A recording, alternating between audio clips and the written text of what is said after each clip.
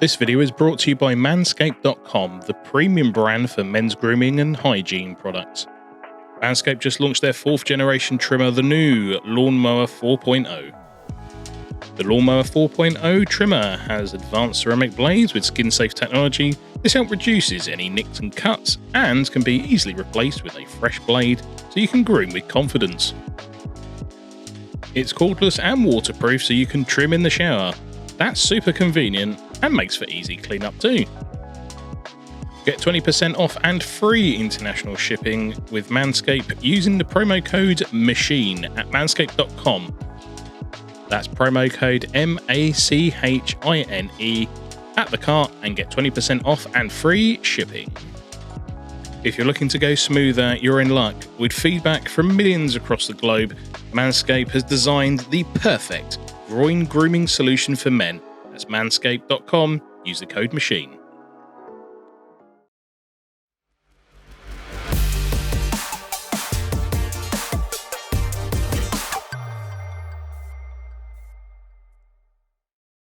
Hi everyone, welcome to Mean Machine Talks. I am Dean, and today we've got a very, very special guest. On that side of the screen, actually no, it's that side. Is it that side? I know, I get my sides wrong. It doesn't matter, any side. If you're listening to this, it doesn't really matter. But anyway, today we are joined by DJH0FFMAN, someone I was introduced to by a mutual friend of ours, RMC Retro, Neil. I saw the Rave in the Cave and I was like, this man is good at what he does. And then I realised he does other things that are games related. And as you know, that's right up my street. So tonight we're joined by DJH0FFMAN. So welcome to Mean Machine Talks. How are you today? I hope everything's going well in your end of the world.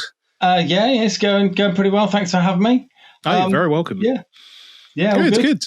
Well, it's great to have you here. As I said, I've been a very, a recent follower of your music and kind of what you've been up to and all of that great stuff. And obviously you're incredibly talented at what you do as well. I mean, the Rave in the Caves that you've done at the RMC Retro Studios, is it Cave Studios? It was a cave. We'll call it a cave. That was the old cave, yeah.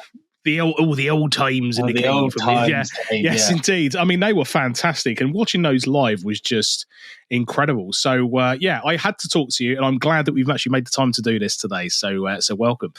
So, what I normally do in a slightly different change to the format is I actually open the floor up to you now, so you can promote, talk about anything that you've got currently going on. Tell the world what you're up to and who you are. Oh, I suppose the most current thing. There's a couple of things actually. So the most current thing is.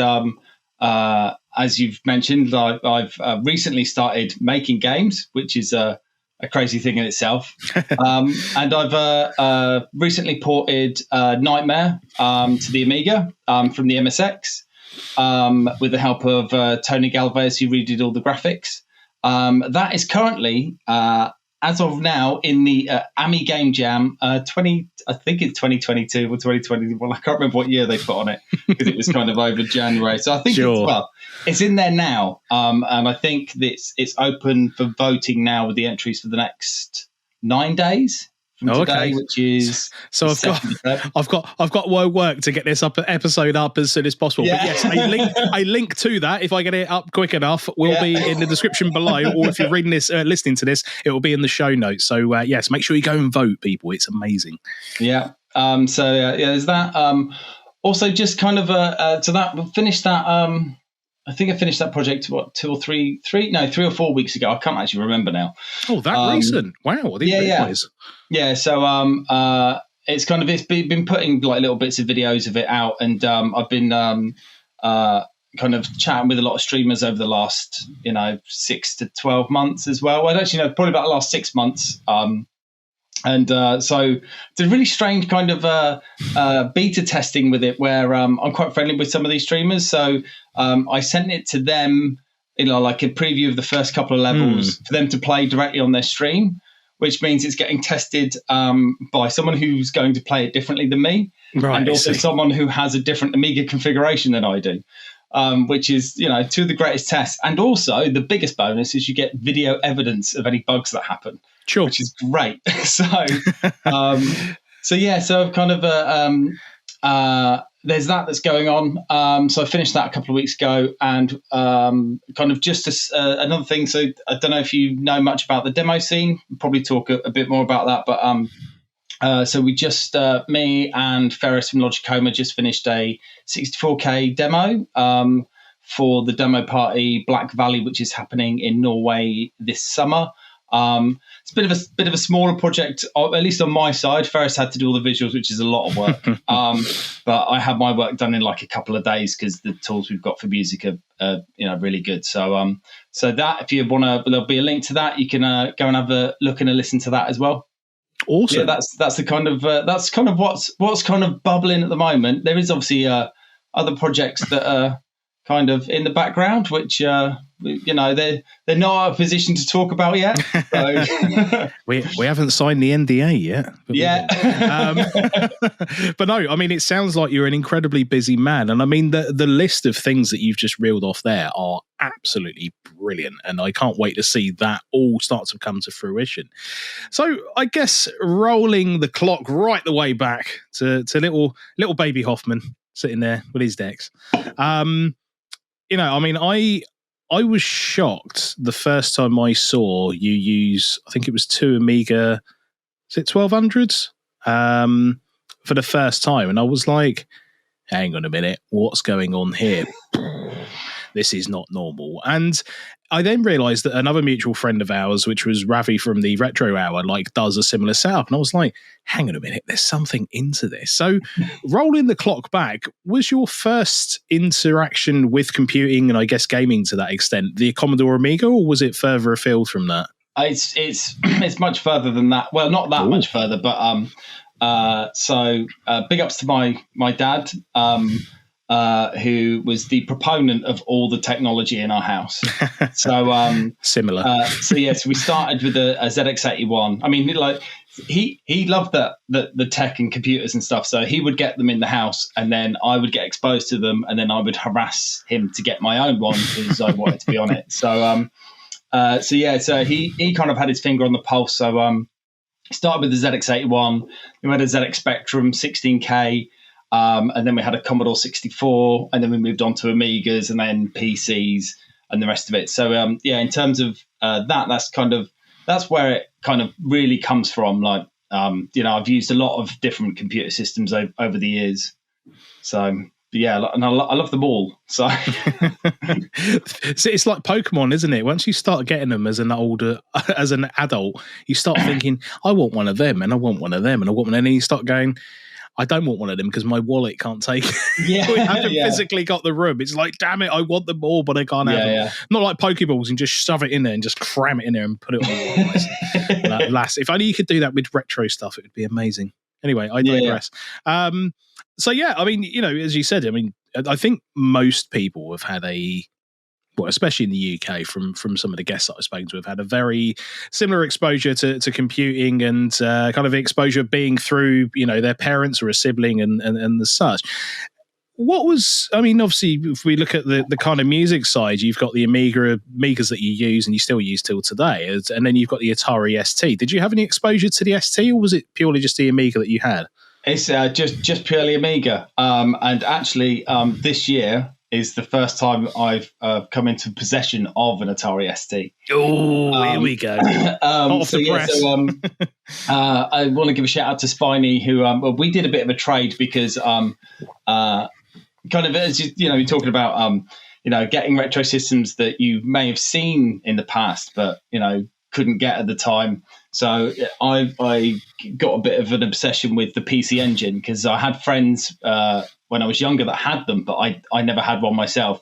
So I ended up with two because I just, it's one of those, it's late, you're scrolling through eBay, you go, well, that's quite cheap, actually. That'll be worth some money later.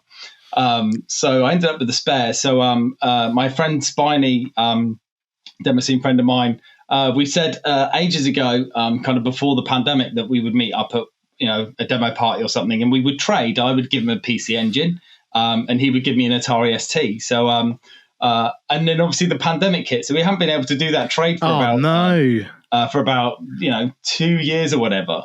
But we got the invite to Neil's kind of soft launch opening of the cave. So we were just like tapping each other up. So I'm bringing the stuff. Can you bring the Atari? He's like, yes, I can. Yes. So, brilliant. So yeah, just imagine that. Just make sure you bring the stuff. That's all that matters. Don't forget it. Yeah, I think we actually. I don't think it was plugging the Atari ST into one of the monitors that broke it, but we basically experienced the death of a CRT whilst we were there as well. Spine was like, but it wasn't me. I just plugged in the ST and then it broke. What did you do? I turned it on. Yeah. Isn't that what it's meant to do? Yeah. So you're meant to get the holy water out and do a prayer on it beforehand, and then throw the holy water in it. Yeah. Poor Neil seems to have had a bit of a rough luck with monitors recently. Even before the soft launch one went up in smoke, if I remember right. Yeah. So yes, always check your electrical equipment, ladies and gentlemen, before you plug anything always, in. But yeah, I mean that would be cool to see what you can do with an Atari ST, because obviously the two platforms are. Essentially the same. They're both computing systems, but obviously the way that they handle information is different. You've got the MIDI ports that are already built onto the ST, so it'll be fascinating to see what you can conjure up with your hands with that. Hang on. That's the thing, is like the Atari already has DJ software for it. Sure, yeah. I think it's called a ST-DJ. I believe it's written by Gwem, Atari ST music legend. It will get fired up and probably channeled in.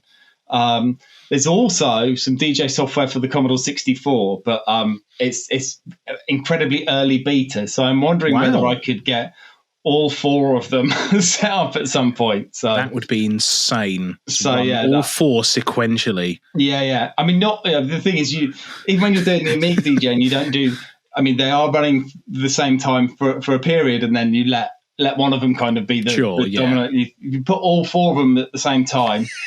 That could chaos. It could be chaos. Yeah. Although it does sound like a world record attempt. Yeah. A world record attempt. 4 individual old retro consoles being used whilst DJing. There's got to be a world record slot there that's waiting to happen with your name on it. There was a Game Boy downstairs as well. I need to dig that out actually. With an LSDJ cart. So do you know what? It's funny you mentioned that. There was a chap I saw the other day on YouTube who he took a cartridge and he's made it Wi-Fi compatible so that he can connect his Game Boy to the internet. And then I think off the back of that, you can then play Tetris over the internet on an original Game Boy, which blows my mind in itself. And then he managed to get game streaming working from his PC onto a Game Boy. So he's playing like GTA 5 on an original Game Boy, and I'm going, hang on a minute, what? Stop. My brain is now hurting. So, yeah, it's amazing how, like you said, that Commodore 64, that people are now going even further afield to make DJing software for it. It's incredible. Where do we stop? We're going to get an Atari 2600 DJ software. That'd be amazing. I think a bit too old. No. I think there is something. No, I did see something in the works for it, which I can't remember what it was called. I'd have to dig it out again.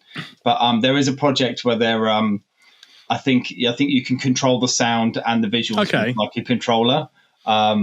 So yeah, it's one of those. I mean, there's also C-Trix's Guitari, if you've seen that before. Yeah. So there's options for them if you've got the willpower to code them, or even just if the options are there, then you can just use them. Sure. Or if they don't, then you better break out the code. So yeah. Indeed. Okay, so we've obviously learnt your exposure to computing and that side. So where did your passion for music sort of come into there? Was there an inspiration? Was there someone who kind of inspired you to get into music, or was it just a curiosity? I mean, I always loved music because I grew up kind of in the 80s, so best music. Yeah. But I was really into like electronic music, like Jean-Michel Jarre and all that kind of stuff. But obviously, I had a Commodore 64 as well, so I was really, really influenced by like Rob Hubbard and Martin Galway and Maniacs of Noise and all that kind of stuff. So I'd already really, I'd loved like electronic music from like a really young age. And then obviously when like rave music arrived, I was still quite young, couldn't go to any raves. But when rave music legally arrived, like, this is my thing. from that, you understand from the culture that it's geared towards DJing. I think I had my first set of decks when I was like 15. Okay. So, and I was kind of writing music before that on the Amiga as well. I mean, the Amiga was the first platform where I'd actually started composing stuff. Okay. And that was just because I don't know if it was like this for other people, but like, when in your kind of hometown, pre-internet era, if you like met people that had the same computer as you would get together and stuff. And we always used to watch Amiga demos and stuff. And in our little group, there was me, Ian and Andy Jolly, and Clive, and Phil, aka Galahad, who you may know. And we always used to hang out, and we wanted to make demos and stuff. So I was really into music, so I was just like, well, that's what I'll go and research that and see how that's done. And found a copy of I think it was called Med originally before it was Octamed. Right. And just kind of, played around with some stuff. It was obviously terrible. But just kept chipping away at it, going getting samples and stuff and putting stuff together. So that's kind of, from the composition point of view, that's where that came from. But then, that obviously progressed into like DJing and kind of performing as well. So, and then we get to about 8 years ago where, I think it was Akira who, it was Akira who basically put a post on the English Amiga forum, EAB, but just asking this question about how do we, can you repitch a Pro Tracker module and play it at a different speed, but pitch all the samples up? And the question intrigued me, so I was like, well, I'll have a little go. I'll see if this works, and then. Lo and behold, like about a year or so later, we've got a fully fledged piece of DJ software for the Amiga now. So wow. so yeah, that's kind of where, I mean, I did a lot of DJing as well over the years. I mean, I still do, obviously not so much kind of paid for or professionally anymore, but it's just it's just something that I love doing. So I mean, it's fascinating. I mean, I'm just trying to think. So we've had, I seem to attract a lot of DJs. I've just realised that because we've got Ravi from the Retro Hour who DJs, and also Daniel Ibbison, Slopes Game Room. He does a lot of DJing as well. So cool. I don't think he does as much now, but yeah, he's done some pretty big events. Another guest on the podcast, cheap plug. But I've just realised that I've got a lot of people who seem to be DJs. So obviously I've missed out somewhere along the line in my youth. Never mind. It's never too late to start. No, exactly. Yeah. The problem is I've got too much in this flat, and I don't want to add anything else. So if I clear some more out, I'll get some proper decks. I don't know. We'll see. Yeah. So, you said obviously, using the Amiga and obviously discovering that post on the forum kind of like intrigued you and stuff. What's the transition like working obviously on a set of decks versus working with the Amiga? Is there, is it the information that you got from working with the decks translatable to what you use with the Amiga, or is there like a real learning curve between the two? Well, using them is I mean, it's like any piece of DJ equipment, really. Like in terms of the end result of the software, the PT1210 software, like the end result is that, essentially what you have is another piece of DJ equipment. So you have to learn how to use that piece of DJ equipment, what all the buttons do, and everything else. Just like if you had a CD deck or a DJ controller or a real turntable, they've all got the ways they work. Once you know how that works, then bam, you're in. In terms of building that DJ software, a lot of the knowledge that both myself and Akira had about DJing already was obviously transformed into that software to make it as natural a piece of DJ equipment that you could use.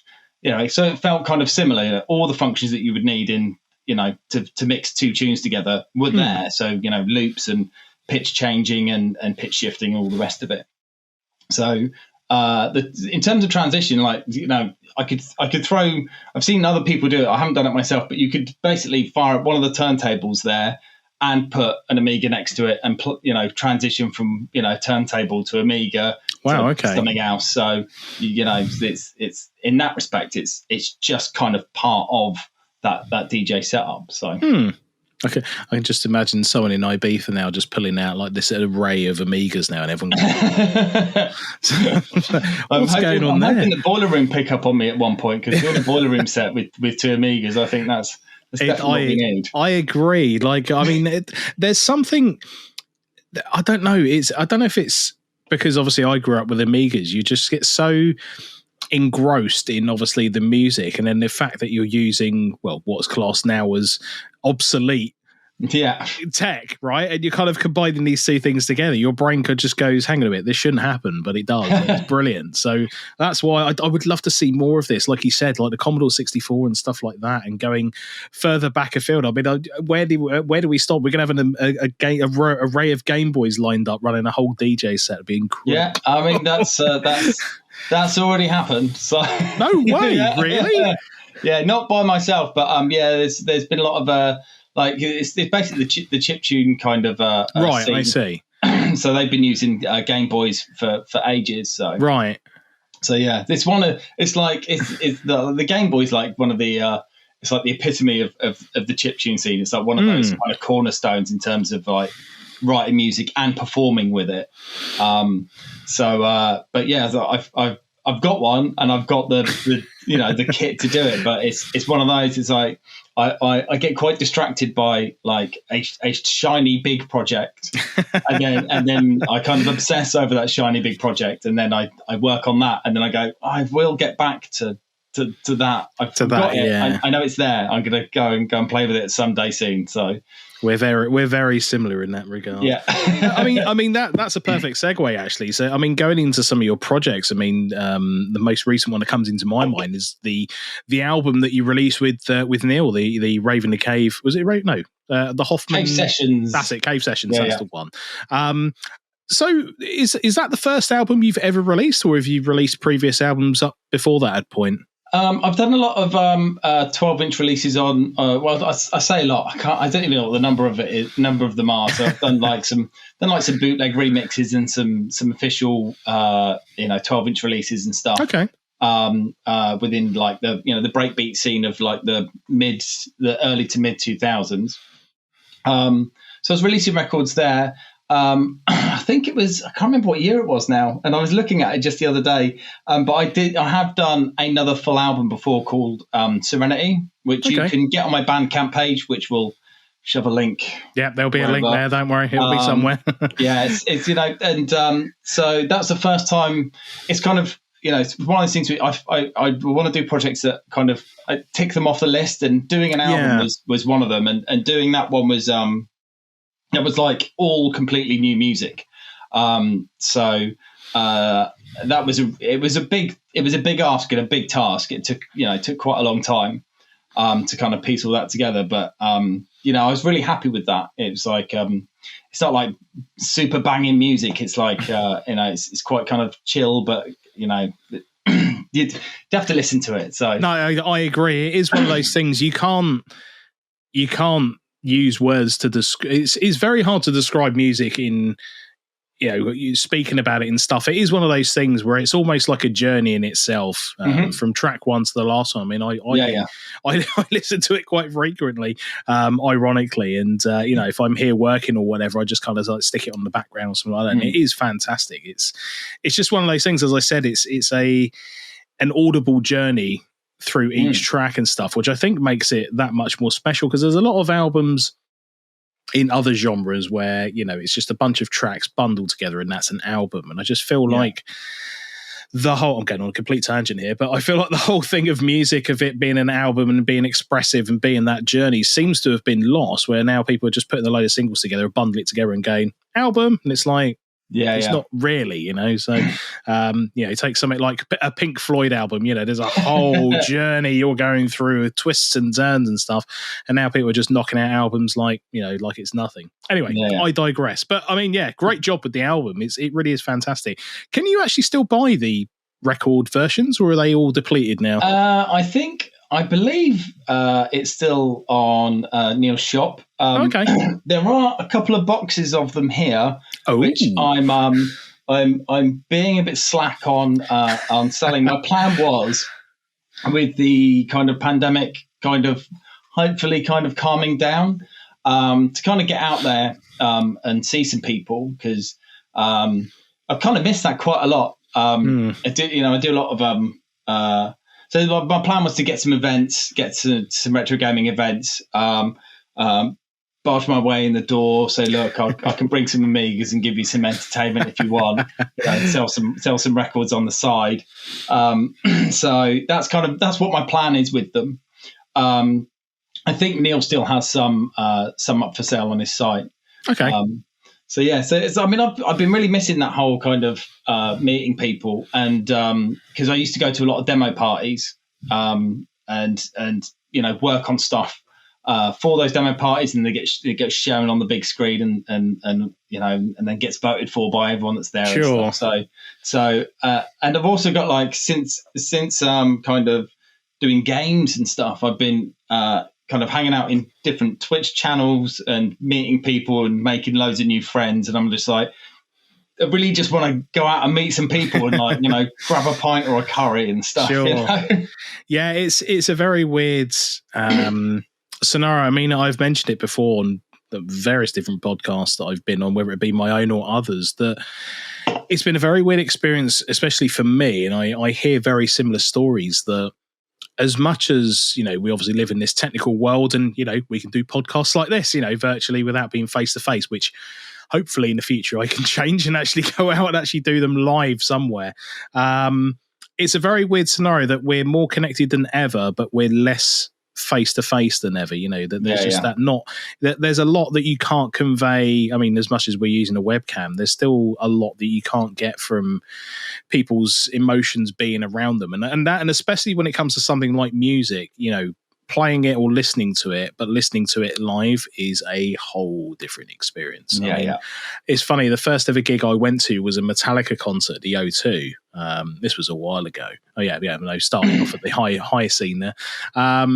And it's funny because you listen to their music back to back to back all the time, and you're like, yeah, this is cool. And then you listen to it live and you're like, holy shit, this is different, right? And it's just that whole experience. And it's probably the same, with yourself. I mean, when you get the acoustics of a room and the people there and the vibe, the atmosphere, you're playing the music live and stuff like that. It's just a completely different experience, and especially when it comes to something like music. Hearing it live is a whole different ball game. Yeah, that's one of the things I've kind of really missed is because I love DJing, and I like having a crowd and connecting with them, and then trying certain tunes out, and then seeing what they react to, and then knowing, well, they like that, they're gonna love this. So it's always like a two-way thing. If I can get a vibe off of them, then I'll give them as much as I can from me as well. Sure. So it's not it's not just playing two records. It's it is a performance. Sure. So.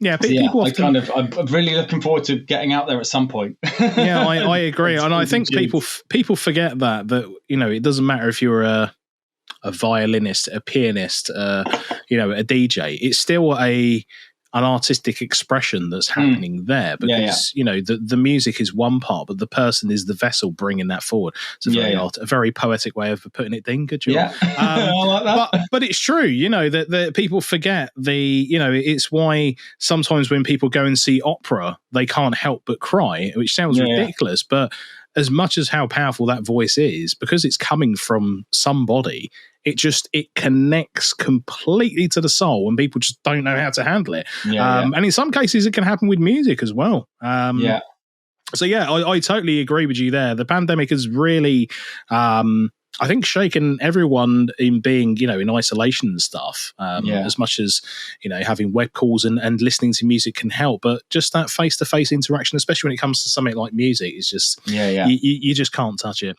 So moving from music slightly into your demo scene exposure, because I'm fascinated about this, because The only time I ever really got exposed to it was, kind of demo discs. And there was a chap that I used to know who I've mentioned on the podcast before, who was, how can I put it politely, a bit of a dodgy git. He used to sell a lot of copied games, and every so often there would be a demo scene disc chucked in. I'd be like, what the hell is this?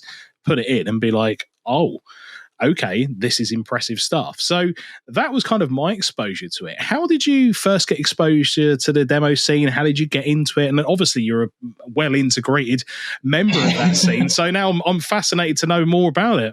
Yeah, so it was again kind of Amiga era. I think it was like public domain discs that you used to be able to buy. I think it was like 17-bit software was like one of the main brings back memories. Shift these out. Yeah.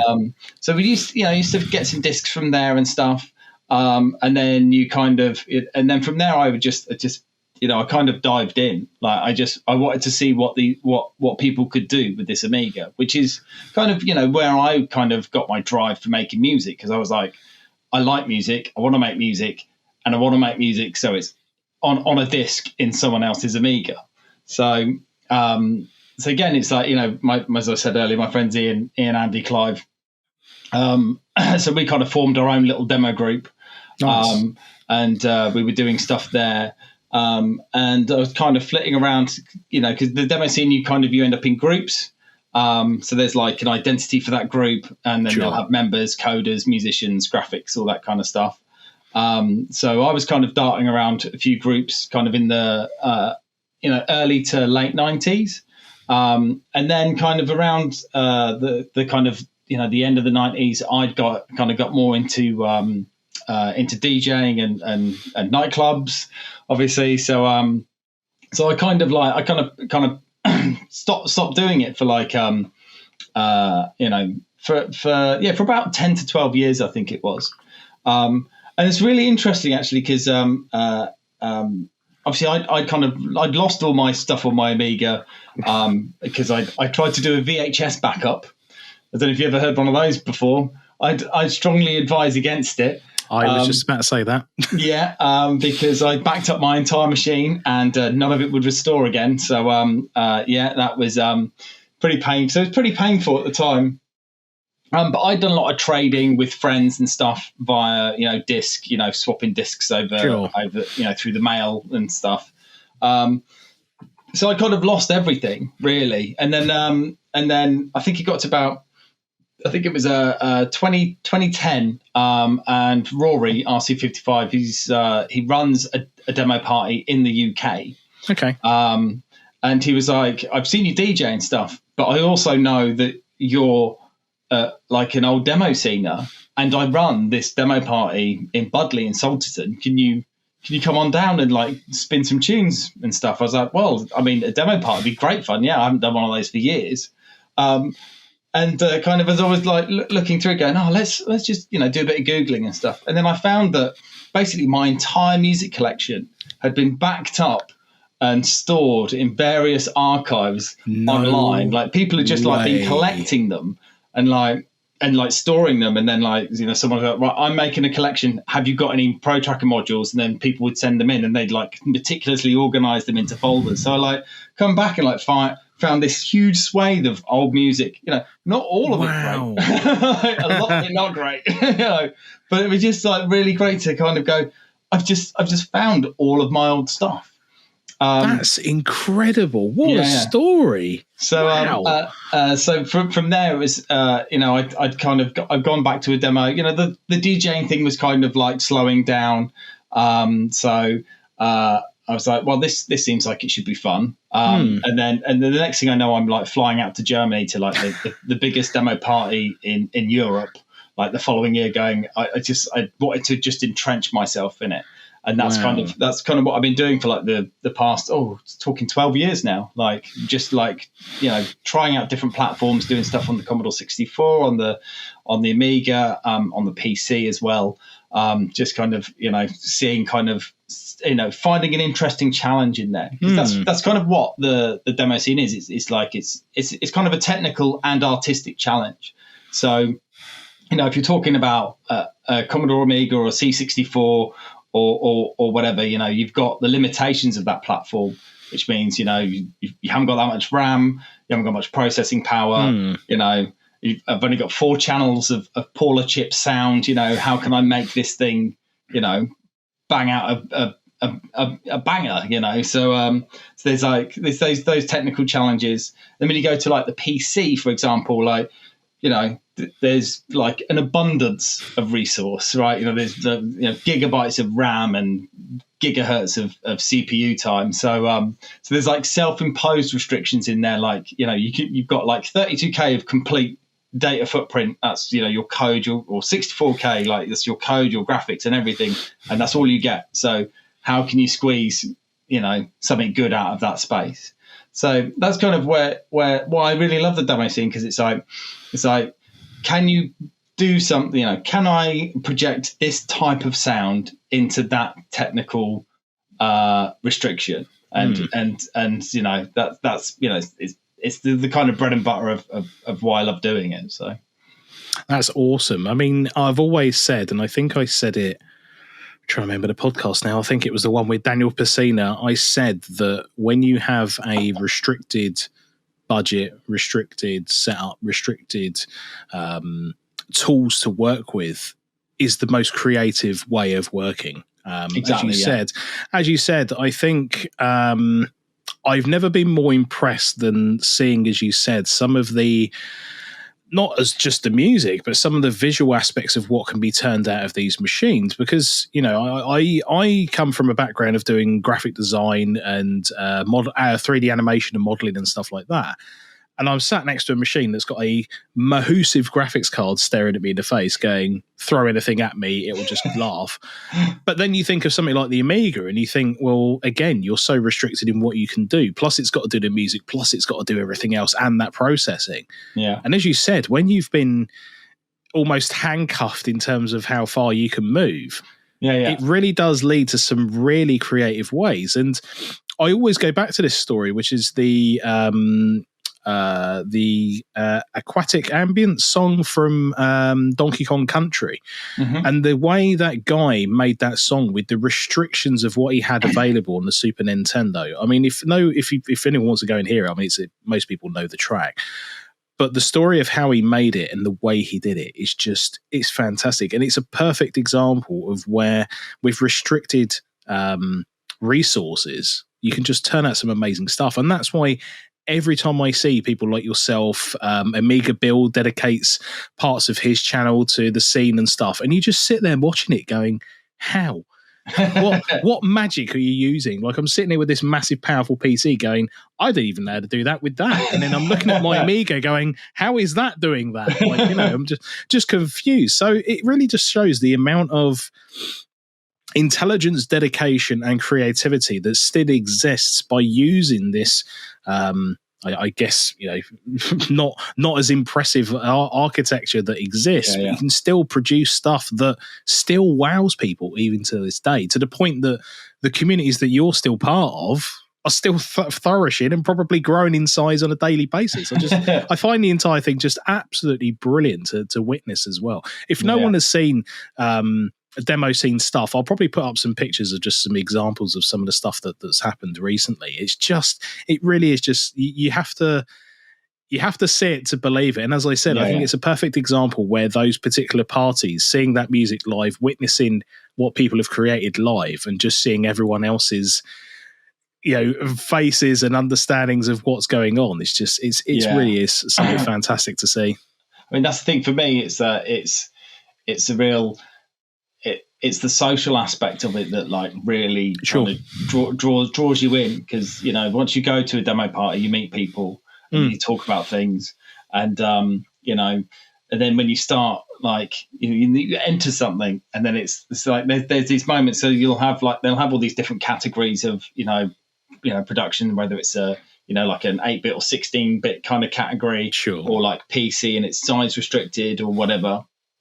So you'll have like a competition run of whatever category it is, and if you've got an entry in that category, like it's still like there's it's like it's like your heart is in your throat like the whole time it's on. It's like, you know, oh my God, this is really like anxiety like filling and really exciting, and please don't crash or go wrong. I was about to say that. Yeah. I mean, for anyone who's owned an Amiga and tried to push an Amiga to its max, that happens a lot. Yeah. It's happened to me many times on stream where I've gone, oh, I'm playing a game, and all the graphics have just gone, and I'm like, that's just died. We're just going to retire that machine. Yeah. I mean, it must be so nerve-wracking seeing, especially the amount of effort you're going into, and then, as I said, you're using, you know, all this retro historic pieces of tech, and you're going, are you going to last for another 10 minutes? That's all I'm asking, just 10 minutes. After that, all your caps can pop. I don't care. Just 10 minutes is all I'm asking for.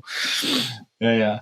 So it's like after that kind of competition, like, you know, there'll be a break, and then you'll go kind of outside, you know, get a drink or whatever, and then, like, you know, you kind of meet other people within the same category as you, or just, you know, other demo sceners and stuff.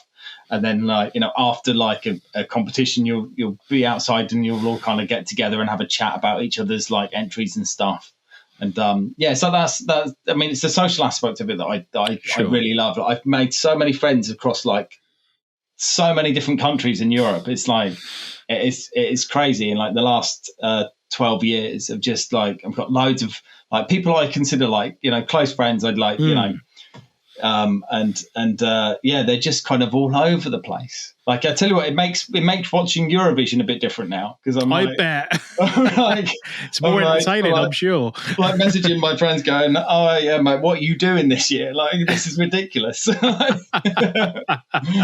Superb, absolutely superb. It's nice to see. I mean, it sounds like a very not just a thriving community, but a very to use a term, very family kind of, you know, everybody there's comes together. Yeah, like, you know, we're all like missing each other like ridiculously at the moment. So I'm really hoping that it's kind of it's a strange thing, because it's the like when the you know, I don't want to keep going on about the pandemic, but like when that started, obviously all the demo parties disappeared. Sure. You know, and there were still some kind of popping around that were online only. But you know, for me, because of that social aspect is like, you know, like kind of so entrenched in it, it's kind of, I kind of found myself kind of not going, well, I'm not getting on a plane, so, or I'm not going somewhere. So, yeah. you know, the drive to like be creative for something like that kind of, you know, withered a bit. Sure. And that's kind of where I found myself going, well, you know, I've still got like an itch to like, you know, try and make, you know, an old bit of tech do something, which is, you know, when I ended up like making games now. So it's just, so it's just one of those. I was just sat around going, well, I'm not really doing anything. And then I found the source code for Metal Gear for the MSX. And that's exactly what I was about to move into, actually. I mean, I who was it he told me? Well, I don't know if it was a tweet or it caught wind somewhere in an article, and they were like, MSX version on an Amiga. And I went, what? What? And I looked into it, and then that's when I discovered like you were involved in a project, and I'm going, hang on a minute. I don't, what's going on? So the question is, how the hell did that project come about? So yeah, it was as I was saying, it's like I was kind of sat around and I wasn't doing anything in particular, just, you know, just kind of not kind of fed with my normal demo scene projects. And there's a guy called Manuel Pazos that did a fantastic job and completely and utterly disassembled the original game ROM for the MSX2 back into Z80. So all the source code, completely commented, explains how every single piece of code worked. Wow. And it's one of those, like, you know, it's like a technical curiosity. So I was looking at this code going, well, I was just reading it going, this is quite interesting. Like, I don't do Z80 assembly language. So I was like, well, I don't really understand what that's doing at the moment, but, you know, let's keep having a look. And then I thought, well, I'll tell you what I'll do, but just let's have a little play about. Let's convert some of the assets into Amiga format and then see if that works. And then like chalked up some conversion routines, went, right, well, there's all the assets now. I've got the sprites, I've got the tiles for the maps, I've got the maps. And okay, so now the maps are rendering. okay, I've now got the sprite moving round the screen, and hang on, now I've got the sprite moving around the screen. Let's put the HUD in. Okay, now let's put the enemies in, and let's do some music for it, and then let's test it, and then let's make sure that, and then you're like, well, I can't stop now. So, yeah, you get so ingrained into it. It's like, well, we came this far, we might as well finish. Might as well carry on. Yeah. Wow. Yeah. So it's like it's important to. I think it's kind of important to know that, like, I'm not making games necessarily because I set out to make games. It was just because I was interested in and I've always been interested in how they work. So played them for years, but I was kind of always interested in what it takes to make one. So it kind of stemmed from that. Wow. So that's kind of how Metal Gear came about. And then Nightmare was slightly different. It's kind of slightly different, but slightly the same in the fact that, obviously I was bestowed by this fantastic man, like all the source code for Metal Gear. But then obviously my brain thinks, well, how does that process work? How do you go from binary ROM image to source code? So I picked Nightmare as an example because it's only 32K. Which means it doesn't do any bank switching or slot switching, which is, if you know Z80s, it's an incredibly faffy bit of the architecture. But so I picked that because I knew it wouldn't do any of that. So because it's only 32K, and then I started disassembling it, and then within a month, I was like, it felt like this 300,000 piece puzzle. Like when I started doing it, because it's just like binary information, and then you press a button, and it turns it into code with labels on it that don't mean anything. It's just like, and then you're kind of running it in an emulator and seeing what does that do there? Oh, that's the lives, and then it just ends up being this massive puzzle piece that you put together. So within a month, I was like, well, I've got the source code for this now. So I spoke to Tony. He's like, because we're pretty good friends. He did just a few bits of graphics for Metal Gear. I was just talking to him and going, well, I've kind of disassembled this game. And he was like, give me the assets. I will redraw them all in 32 colors for the Amiga because this game needs to be on the Amiga. I was like, well, fine, here they all are. Going for broke. And then so, what turned out as like a curiosity of that, what is that process to turn a ROM into source code, then results in source code. So you're like, well, I can't just leave that. Let's see if we can make that into another game. So that's kind of how the process worked. So sorry about that. I had a cough. That's incredible. I mean, just looping back to Metal Gear before we go into Nightmare. So how did you port the music? That was one thing I was going to ask.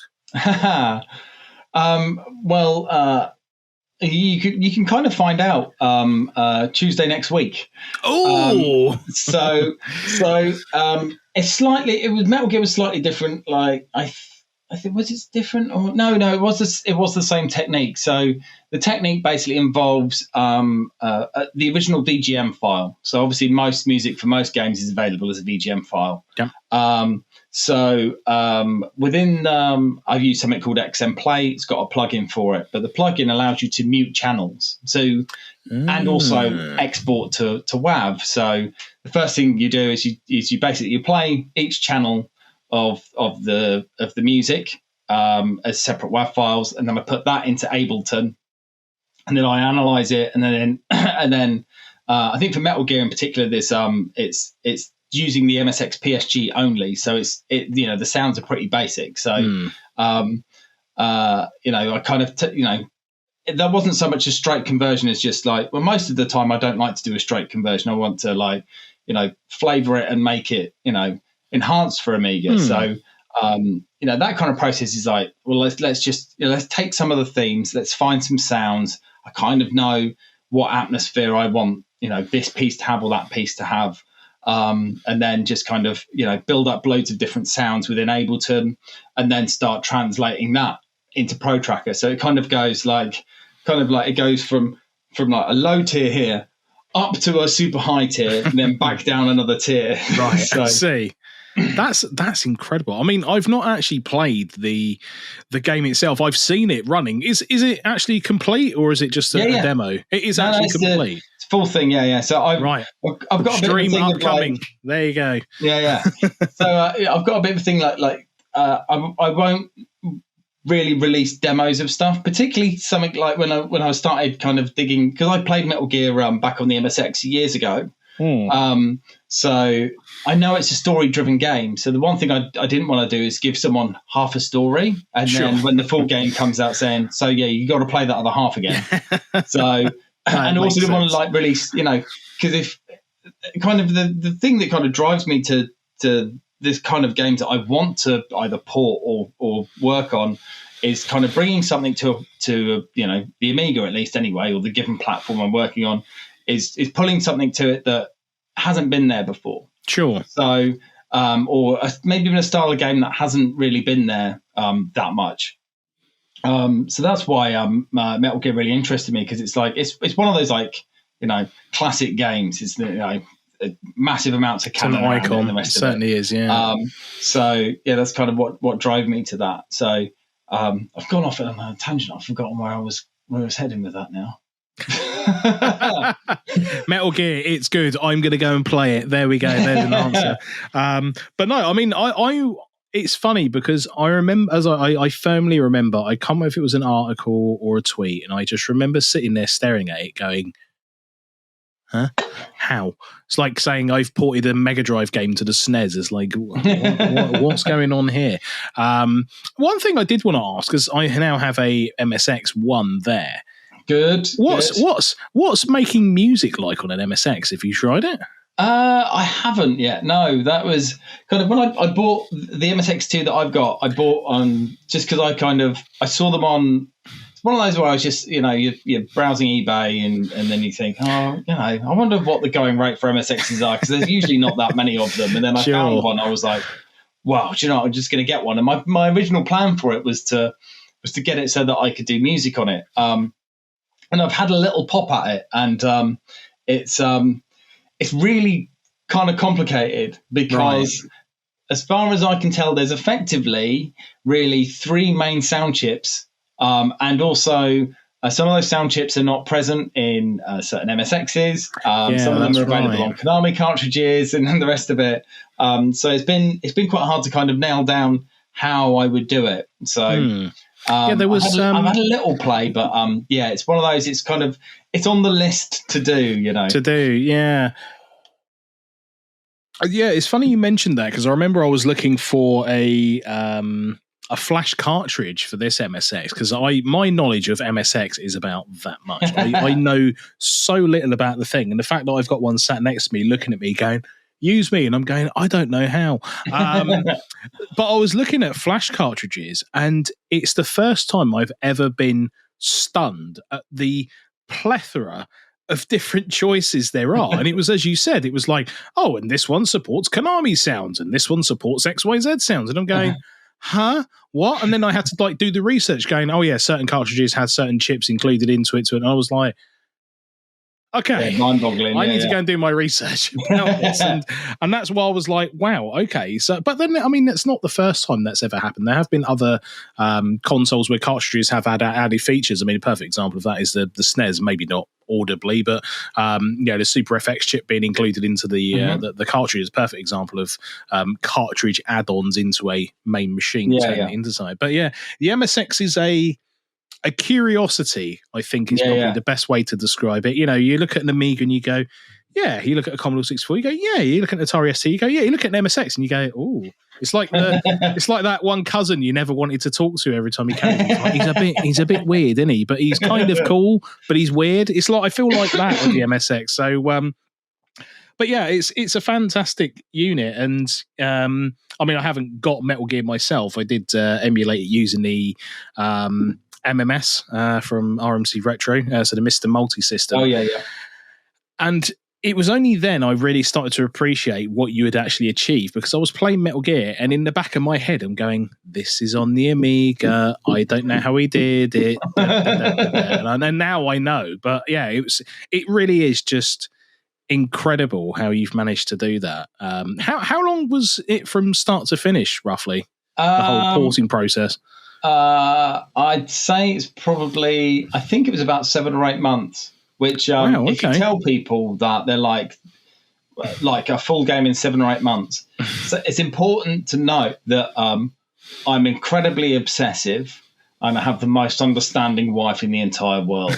So, okay, like hours God upon damn hours it, of my Snake, evenings. just go there.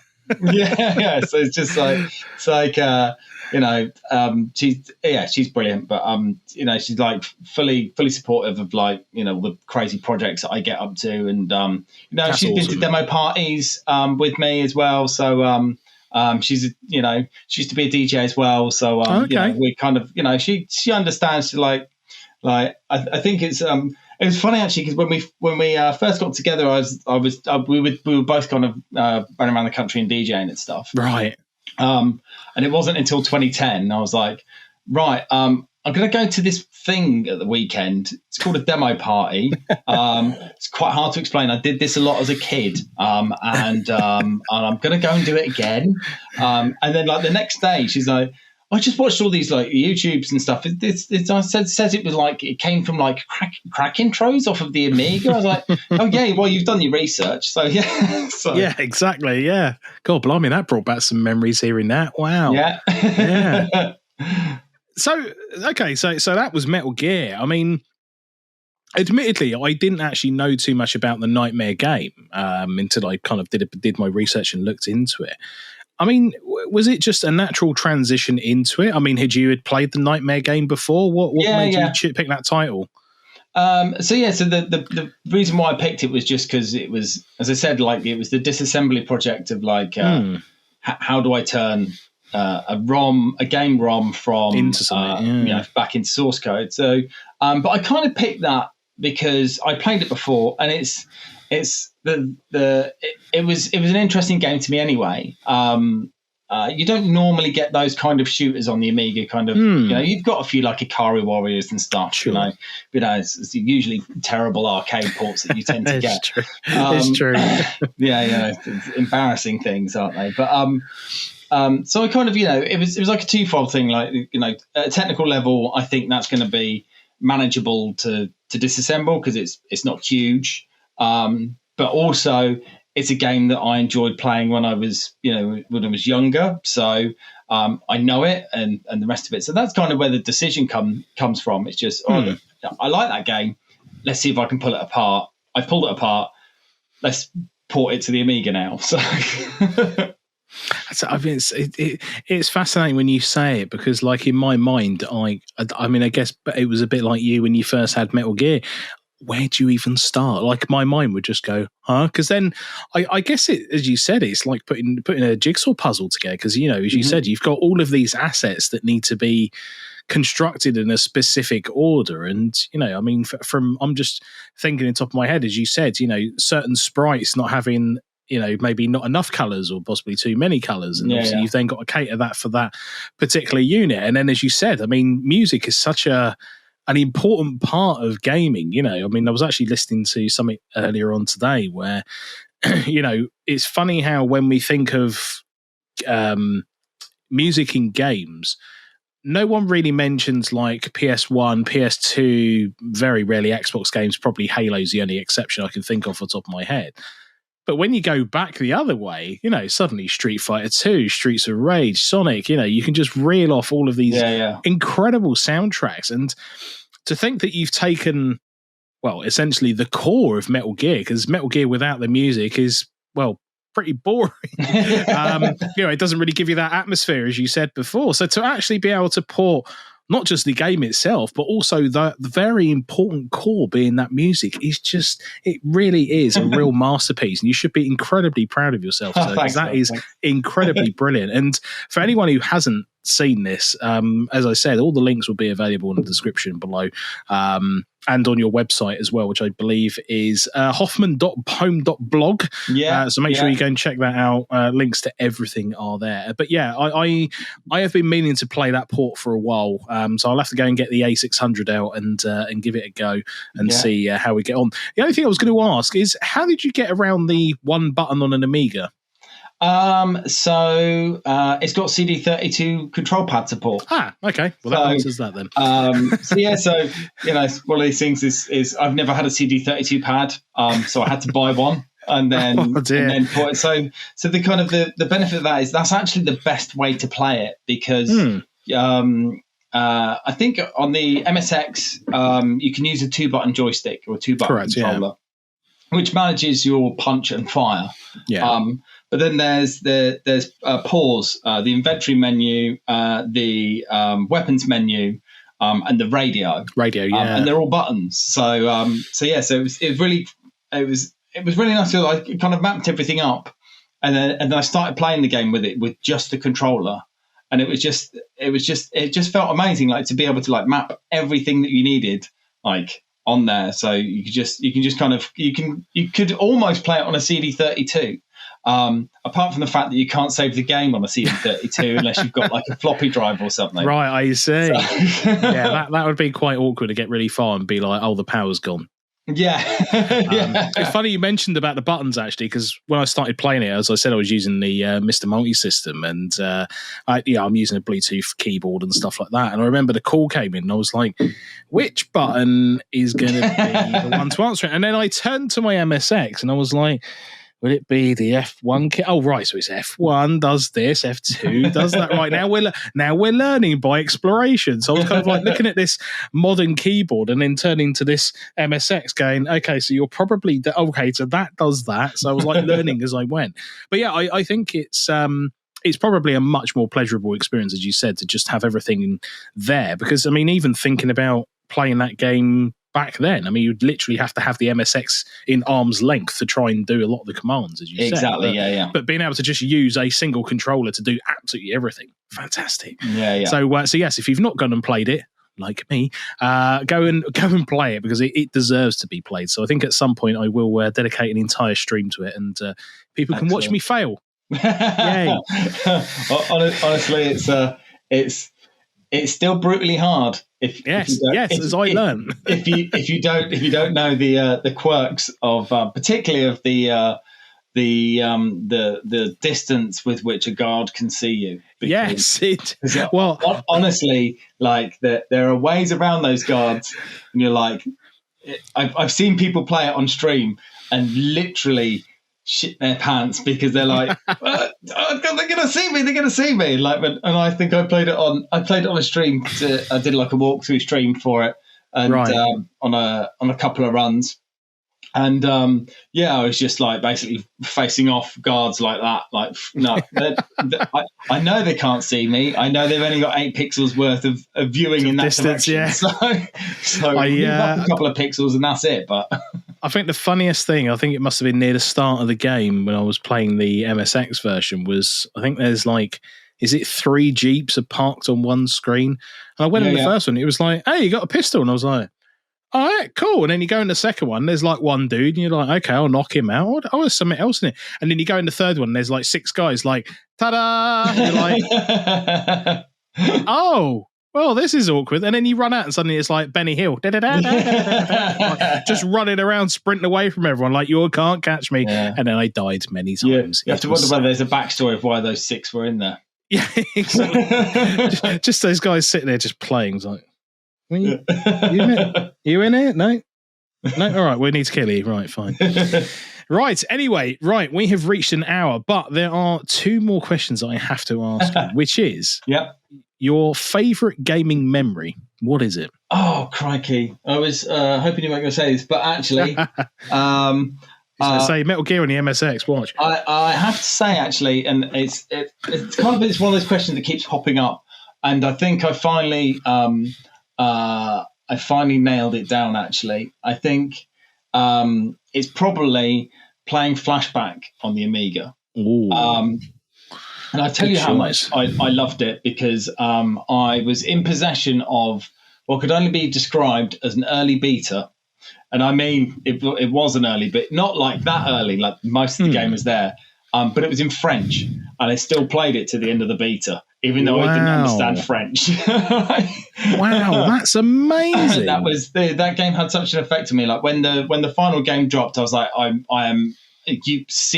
see me when it's finished. That's it. I'm in.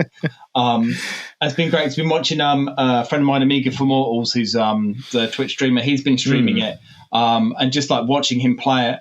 As you know, I need to go and sit down and play it again at some point, because you know, just watching it again, it's like that game was so ahead of its time, and so brilliant. But yeah, that's probably that's the one that really clinched it, I think. I agree. It was one of those things where, I mean, the first time I ever really got blown away by, I guess, animation in a game was probably Prince of Persia, because of the rotoscoping they had done. But the movements in Flashback were so fluid and the frame rate was so good that it was like nothing else at the time. And obviously, when you go and look at something like Another World and you put those two side by side, you wouldn't even think they're part of the same culture. It's just like, they're completely different.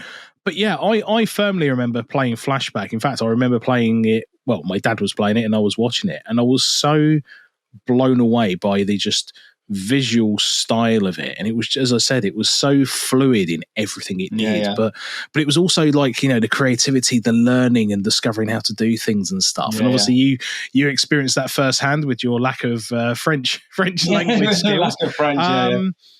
But again, you know, because the game is so uniquely beautiful in its way of it teaching you how to play the game, that you know, you didn't, the language was almost, you know, secondary part to that. But that's a fantastic choice, and again, wonderful soundtrack, which brings me on to my final question: best gaming soundtrack. So you know that. Mine changes on a daily basis, by the way. I'd probably have to go for Parallax on the Commodore 64. Oh, now that is a good choice. So when I first, I think that was one of the, I mean, I think I'd had a Commodore 64 for a while at that point. My next door neighbor, like, I was, you know, near to a grasshopper at the time. I was pretty young. But my next door neighbour was like, oh, you got a Commodore 64. A friend of mine, like, you know, he'll sort you out a tape. So he sorted me out of this tape. And there's nothing written on it. It was just like, I just put it in and loaded. And there was like a bunch of games on it. Brilliant. And I just remember like this, you know, the Parallax coming on. And I was just like, you know, the way that tune starts is just like, it's like weird. It's like kind of happy and stuff, and then it just this big power chord kicks in. You're like, whoa, what is going on here? And then you realise that it's like this massive, like 12-minute, like behemoth track, and it's all coming out of my Commodore 64. And it's the first time I'd ever like heard a piece of music coming out of that machine and just gone, wow, that is amazing. So yeah, that's, you know, that one for me. Quite bizarrely as well, I finally I don't know if you see, there's like a Remix 64 site place where they have lots of remixes of C64 tunes. And I just eventually thought, you know, I'm going to pluck up the courage to like touch this thing and have a go at like making a remix of it.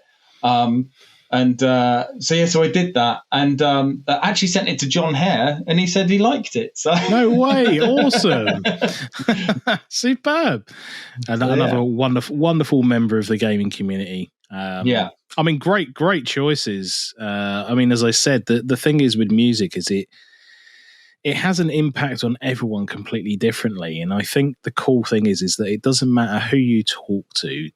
A good 90% of the time, they will always give you a different answer because of what they were exposed to as a child, what computer they had, the first computer they had. And as you said, you've got a wonderful memory of someone just handing you this tape, like, hey, here's a thing for you to use. And you're like, what the hell's this? This is magic.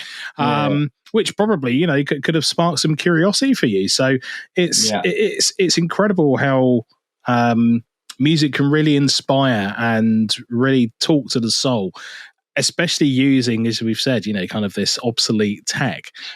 But some of the stuff that can come out of it is just absolutely breathtaking. I think I actually feel that with modern gaming, and this is no disrespect to some of the wonderful composers that have made a lot of modern music for games, but I think the art is being lost because of, as we've said before, that lack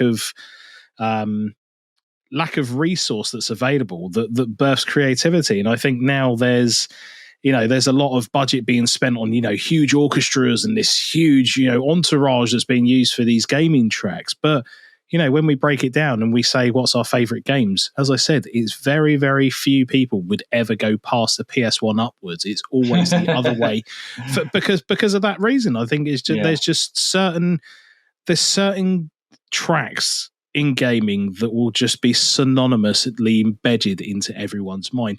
Maybe the coming generation would have a different view on it. I don't know, but definitely ours, and I think anyone else who's in the retro community would agree that just some of the incredible work that's come out of some people's hands in the limited resources they've had is just stunning. I mean, even sometimes when I boot up Streets of Rage 2 and you get that intro sequence boot up and that track, and you're just looking at a Mega Drive going, how is this happening? I don't get it, but okay, you're amazing. So yeah, as I said, music is just one of those things where when it hits right, it really hits home. And I mean, as I said, the work that you produce using Amigas, which still sounds weird to say, is absolutely incredible. And as I said, for anyone who hasn't actually listened to it, please go and listen to it. Buy the albums, listen to it, stream it, buy all the things, support this man, because he definitely deserves it for all the incredible work that you do.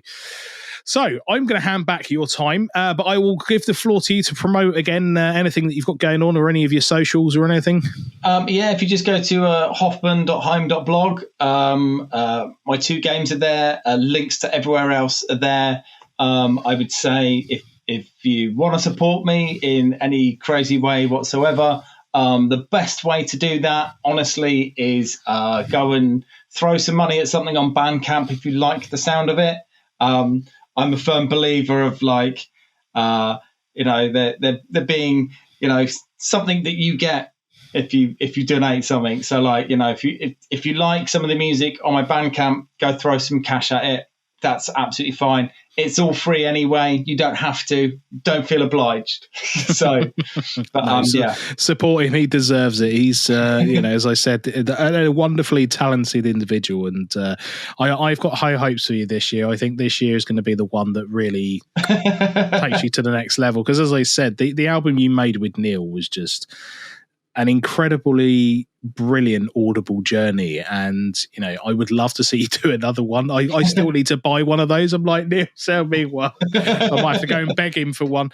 But as I said, thank you so much for being a guest. Thanks for having me, mate. Incredible, absolutely incredible talking to you. The hour has flown by and we've covered so much, and I'm still amazed that you've managed to take a game on an MSX and make it on the Amiga. It's just like I probably have to go have a lie down and try and work it out myself, because my little brain can't fathom that. But anyway, for anyone who wants to learn a little bit more about DJ Hoffman, links are in the description, the show notes, or anything else. Hopefully there'll be some timestamps for all the different things we've spoken about. So if you just want to learn about Metal Gear, you'll be able to hit a button and go straight to it.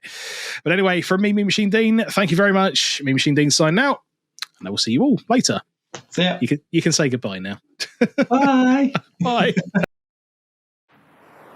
Hi there, Dean here. Hope you enjoyed that episode. Make sure you add this podcast to your favourites on whichever podcasting platform you use, and give it a positive review. Until next time, me Machine Dean, signing out.